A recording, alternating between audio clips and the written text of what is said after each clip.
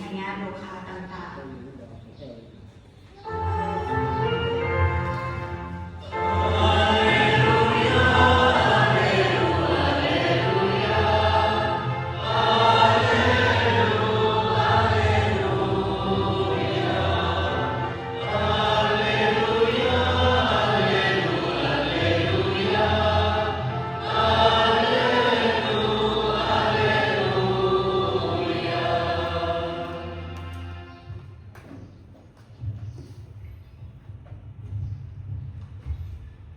ขอพระองค์เจ้าทรงสถิตอยู่ณพวกท่านขอพระองค์เจ้าทรงสถิตอยู่ณท่านด้วยพระวรสารโดยนคุณมาเทวสิ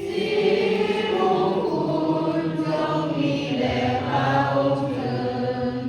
ในนามของพระเยซูคริสต์พระเจ้าของเราทั้งหลายคือให้ทุกคนถูกต้องปรองดองกันในยามมีการแบ่งแยกกันในหมู่พวกพี่น้องจงสมานสามัคคีเป็นจิตหนึ่งใจเดียวกันพี่น้องทั้งหลายข้าพเจ้าได้ยินคนในครอบครัวของนางโกแอเล่าให้ข้าพเจ้าฟังว่าเกิดมีการผิดข้องต้องเถียงกันในหมู่พวกพี่น้องข้าพเจ้าขอบอกให้แจ้งคือพวกพี่น้องต่างคนต่างเว้าว่าค่อยเป็น